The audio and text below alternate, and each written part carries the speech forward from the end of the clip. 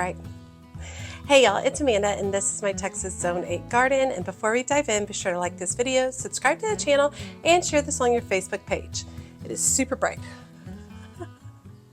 Okay, so we are middle of May and it has been an incredibly successful spring season, and we are heading into the dog days of summer here in North Texas area. School is over in a week and it is already hot and humid and it's just going to get worse and worse.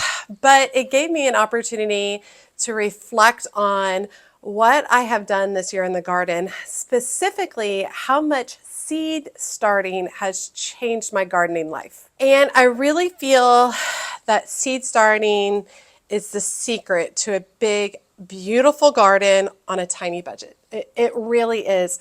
It has made my garden so full and lush and unusual. I have so many varieties I've gotten access to, and all because I've taken the time to learn about seed starting, to experiment with it, and after a few years of really working on it, I've gotten really good at it. So in this video today, I want to break down exactly how I save hundreds of dollars every year by growing my own flowers, herbs, veggies, and foliage from seed. So I'm going to walk you through cost comparisons, seed starting basics, my must-have supplies, and tips for success. And no greenhouse, no ridiculous structure is required to be able to do this. So let's get into it. Okay, let's start with cost comparison. And I feel like I have a really good handle on the cost comparison because I gardened for a lot of years just buying the plants and buying the plants from the nurseries and then putting them in my garden. And then about the last 4 to 5 years, I've had a much stronger focus on seed starting. And so it's giving me a really good idea of what the cost is just buying and what the cost is starting from seed. So number one, store-bought versus seed grown. One nursery annual flower is about $2 to $8 depending on the size of the container, depending on if it's one of the little 3x3s or if it's a quart container. One seed packet, which typically produces anywhere from 20 to 100 plants, depending on what seed you're purchasing, is going to cost you anywhere from $2 to $5. So you can see that the cost comparison, you can grow 20 plants for about the same price as purchasing one at the nursery. So an example is a flat of 18 to 20 zinnia seedlings. Let's say that because I do like to buy zinnia seedlings, is about $25. And one packet of zinnias that would have anywhere from like 20 to 40, 50 seeds is going to be $3 to $5. So a massive savings. Even if you're going to throw in soil, it's still significantly less than buying them at the store. So if I was going to do like an annual savings breakdown, a few different things, if we were going to roughly calculate the savings, how many plants you grow from seed. Let's just start with a general number. Let's say you do something crazy and you grow 20 flats, like me. I probably grew 30 to 40 flats, but let's say we grew 20 flats of flowers. Each of those flats has 18 to 20 plants in it, all right? So how much you would have spent buying them would be approximately $500. About $500. And then your seed investment would be about, if you were just going to grow them all yourself, is going to be about $25 for the seeds plus supplies, which I was very liberal in the supplies. So I said $50. And then if you do that compared to buying the 20 flats at the nursery, it's about a $425 savings. Massive, massive savings. Now, over the years, I've experimented with a lot of different types of seeds. I started basic. I started with seeds that are easier to start. I also highly suggest a lot of people just start with direct sowing, seeds that do great just directly sown into your garden. That's way easier. Doesn't cost you any extra supplies or anything like that too. But I've learned over the years, I started with annuals. Now I'm into perennials. I'm into a wide variety of things, growing it from seed, which is really, really fun. But when you're starting, you can start simply. So let's talk about what I grow from seed. Annuals, I typically grow zinnias, and I grow the tall zinnias and the short zinnias for cut flowers. Petunias. I grow a ton of petunias. They don't do very well in the heat here in Texas, so I hate to spend a lot of money on them in the nursery. So growing them from seed gives me a lot of bang for my buck. Vincas, oh my gosh, I've started 6 flats of vincas. They are gorgeous, looking so good. I'm really excited to get those out during the summer. Azuratum is another really fun one that I grew from seed this year. Absolutely beautiful. Marigolds. Marigolds are excellent. I grow the short varieties and the tall varieties as well. Let's talk about foliage, because I do grow a lot of foliage because I like to do a lot of cut flowers. So coleus, it's probably the #1 foliage that I grow, and it comes in a wide variety of colors, which is super fun. Basil varieties, that's an excellent foliage, and of course is great as an herb for culinary use. And alternanthera, I just started growing that this year, and I've been very pleased with how it has produced. So a few perennials that I'm growing from seed. Echinacea is a very easy one. Echinacea coneflower is an easy one to start from seed. Yarrow is an easy one to start from seed. Rudbeckia, I start Rudbeckia quite frequently from seed. It's so much less expensive. Those plants are usually like 20 bucks in the nursery, and I'd rather just grow a whole bunch of them for $5. Jupiter's Beard was another perennial that I grew from seed this year that I was really excited and happy about. And I am going to be experimenting with a wide variety of additional perennials in about a month. Okay, why it works. Why it works to do seed over buying everything in the nursery. It's a greater variety of seeds available to you than what you're going to be able to find in the nursery. The plants that I've learned about just from shopping seed sites online is amazing. You can time your garden successionally, so you can plant rounds of plants, especially things like zinnias. You can plant zinnias every 2 weeks, sunflowers every 2 weeks. You can time everything so that you're going to have optimum performance during the seasons that you want. Such as I just put out a video all about the fall annual seeds that I'm going to be starting in June, and so it's allowing me to time it so I have all of these beautiful plants ready to go for the fall. And it allows you the opportunity to grow hard to find varieties suited to your garden. And I will say, I think that that's really important because a lot of times we go to the nursery, and specifically big box, local nurseries are way better, but big box stores don't have necessarily have the appropriate plants for our area. So by starting things from seed, you're really able to hone in and find what's going to work best for your particular zone. Okay, so let's talk about my basic seed setup, because obviously purchasing some supplies to start seed is going to be part of the cost. So what you actually need, let's talk about that. You're going to need seed trays or recycled containers. I use some very inexpensive seed trays from Amazon, and they are linked in my video description below. However, you don't have to use those. You can use Dixie cups and egg cartons and yogurt containers, and you can use a lot of recycled things and not have to spend any money at all. So definitely keep that in mind. Grow lights or a sunny windowsill. I start a lot of my seeds for the spring during the winter, and so a sunny windowsill is not going to work for me. So I do have grow lights, and once again, I have some of those listed in my Amazon storefront. However, you can basically go get a shop light like at Walmart or something, as long as it's about 3,000, 3,500 lumen on it, it should work fine. So at least 3,000 to 3,500 lumens or above. The ones that I get on Amazon are 14,000 lumens. So the higher amount of lumens, the better it's going to be for those seedlings. And you can get a single seed light, like a single light for starting seeds. It's like a shop light, not the special grow light. A shop light, you can get that for like $25, $30. And you can just start with one and still be able to grow quite a few seeds in it. An inexpensive heat mat. This is optional, but helpful.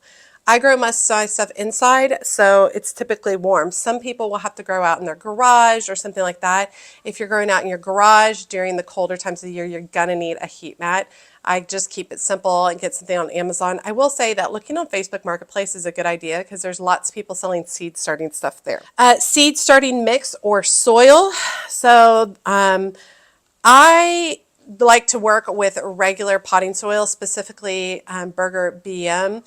BM7, yeah, BM7, Burger BM7. And you can work with a regular potting soil as well if you want, or you can start with a seed starting mix. I encourage you to try both and see which you have better success with. Now, this whole setup that we just talked about, seed trays, the grow lights, a heat mat, seed starting mix, all of this fits on a folding table, all right? And I'm not talking about you producing 30 flats of flowers the first time you're getting started, but I'm just talking about starting simply. And I reuse the trays and the lights year after year after year. So once you buy them, if they work for you, then you're good to utilize them for a lot of years to come. So where I buy my supplies, Dollar Tree is a good location for supplies like cups or containers. And you can find some other growing, some trays as well. Amazon for trays and domes, seed starting trays and domes. I buy a lot on there.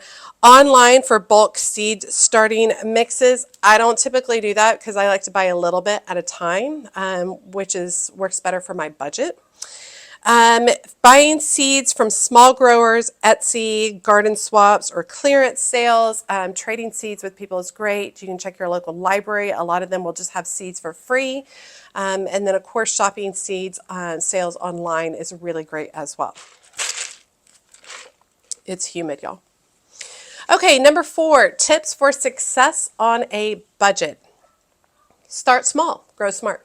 That's as simply it. Start small, grow smart. Begin with easy to grow seeds like zinnias and marigolds and basil. Excellent beginner seeds to start with. Choose plants with a high yield per square foot. And those are just like those ones I talked about.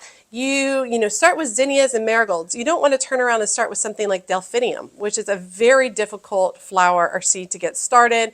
And it usually produces like 1 or 2 flowers and then it's done, right? So starting with flowers or seeds that are going to work better, give you faster, easier germination and a bigger bang for your buck. Reuse everything. Save your containers, your trays, your labels. Clean and sterilize for each year. Or like me, I never clean and sterilize. I mean, whatever works for you. But keep everything, reuse everything.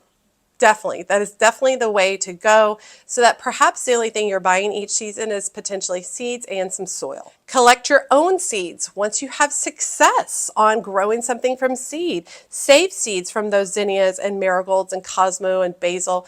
All of those. Do a little bit of study on them. Figure out when to harvest the seeds from the plants. Save those for the next year, so potentially you don't have to buy seeds year after year. I haven't bought zinnia seeds. I would say specifically my Purple Prince ones, which reseed themselves every year. I haven't bought them in 5 years. Not bad, right? I just save my favorites a lot of times at the end of the season. Like if I have one particular plant that produces beautifully, I'll do that. Now I do like to try new varieties, but if need be, I can save all my zinnia seeds. Skip fancy gadgets. That's one of the big things. It's hard to watch people, specifically like YouTubers, right? And they have all these fancy, expensive gadgets that they use for their seed starting and things like that. And that is not necessary. You can have really great success without being fancy. So no need for soil blockers or humidity sensors, anything like that. Keep it simple. Use your eyeballs. Like your eyeballs will work great. Bottom water trays and a grow light go a long way. Learning how to water your seedlings appropriately and learning how to use the grow lights, or like I was saying, just the shop lights that you get from Walmart. Learning how to use those properly will go a long way for success for your seedlings. Okay, so number 5, some real garden examples. So I want to just show you guys some areas that are grown completely from seed within my garden, which is literally magical. I'm super excited. So let me show you what some of that looks like. Okay, starting from the front garden. So we have a section right here of petunias and Calamintha nepeta, or it's actually Marvelette blue, which is that little soft flower. And then all of these petunias, all grown from seed, this whole section. It's about a good 10 square feet. Absolutely beautiful. That 10 square feet probably cost me $5 to $6 tops, which is extremely exciting. It's getting time to take on my daffodils. I'll have a video coming up on that, on dealing with that. This whole area over here, you can see the Queen Rose Cleome, which is literally 3 feet. All of that grown from seed. The petunias underneath, all grown from seed. Absolutely stunning. And this is the showstopper of my front garden this spring. Look at this. I mean, come on, y'all. That Cleome maybe cost me $4. And look at the statement that it makes in this space. Absolutely gorgeous. Now, interestingly enough, we have actually a lot of seeds. Now, the sedum isn't from seed, but this verbena, beautiful from seed, and it comes back every year. I've got some phlox in here. I've got some big, beautiful foxglove still producing back here. I've also got some Jupiter's beard perennials that I grew from seed coming back there. All these oxeye daisies are from seed as well. So big, huge space. Got those petunias, those are from seed. And coming along the front, you can see some of that verbena peeking out as well. And then over here, all of the petunias you see tucked in the containers are from seed. It's very exciting. I've also got lots of zinnia seedlings tucked in here, all from seed. I've also got some coneflower from seed, more verbena from seed. These right here, peach mesa gaillardia, those are perennials grown from seed. All of this yarrow across the front, cottage yarrow, all grown from seed, ready to be harvested. And it's perennial and comes back every year from me. Very exciting. The back part over here, I've got coneflowers and more zinnia seedlings coming up. This is the first of the zinnia seedlings from Crane with Cranery Gardens that he sent me. Those are all from seed. Have all of the petunias across the front from seed.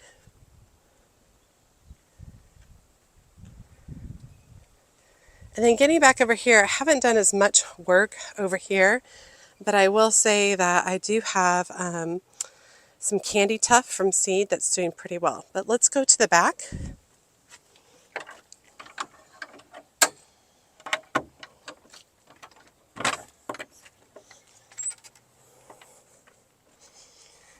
Now there is quite a bit grown from seed in this garden. All of the Queen Anne's lace or chocolate Dara. It's grown from seed and reseeds itself every year. Beautiful. Over here I have my Forever Silver Status, all grown from seed. It's coming up beautifully. Some Spama scabiosa grown from seed. All of this Rudbeckia grown from seed. All of this perennial Veronica grown from seed. I mean, y'all, it's so much from seed. All of this larkspur and the buplurum back there in the corner, all from seed. Bronze leaf fennel. Looks like it's got some little eggs in it. It's exciting.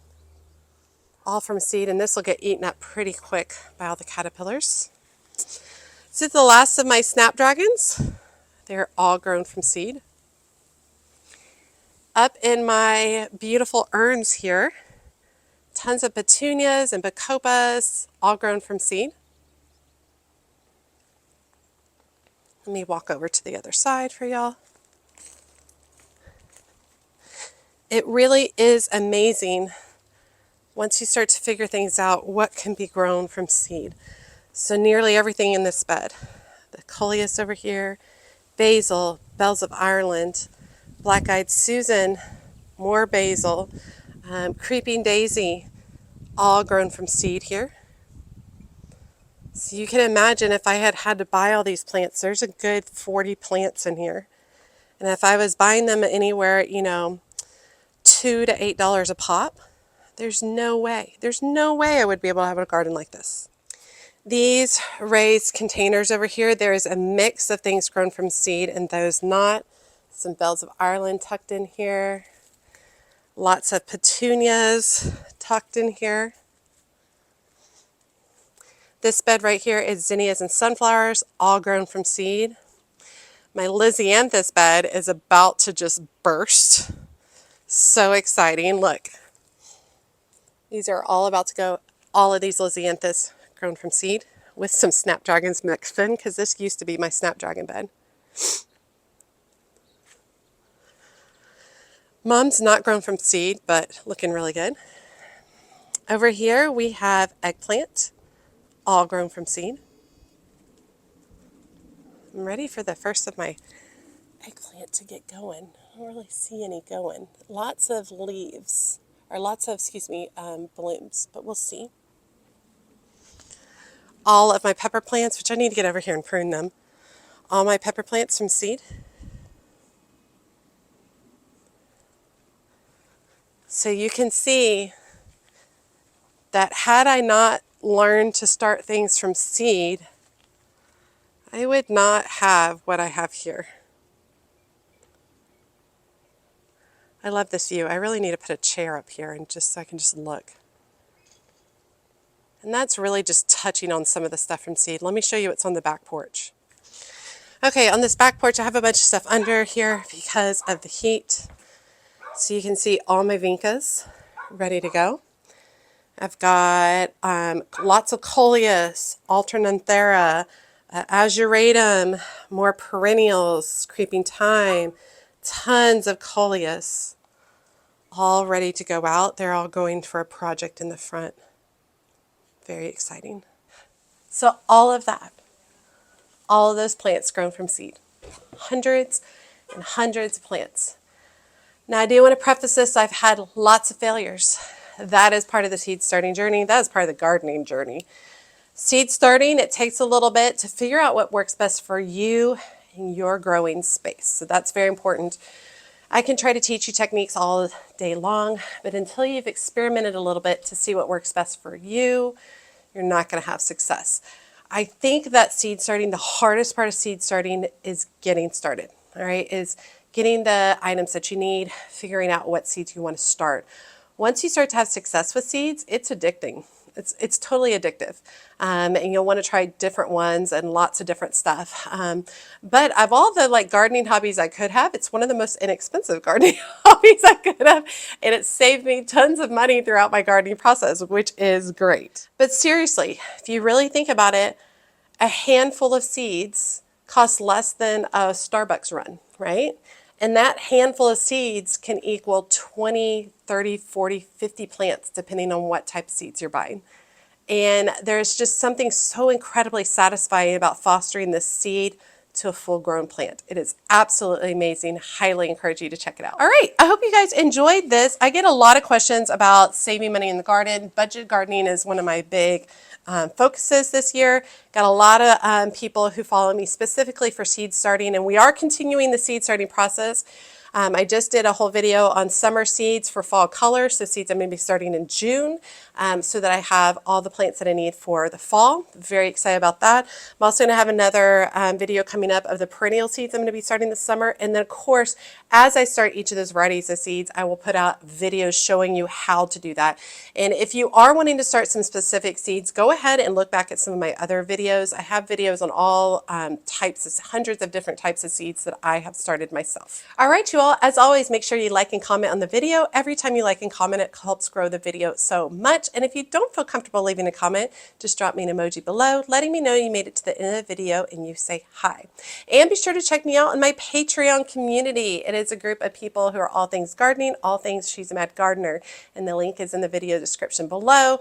There is a free tier to join in, and there are additional paid tiers. Each additional paid tier gets you additional access, including exclusive videos that are not available anywhere else, chats, photo sharing, things along those lines. As always, she's a mad gardener or a decorator or anything else that she wants to be. Thanks, y'all.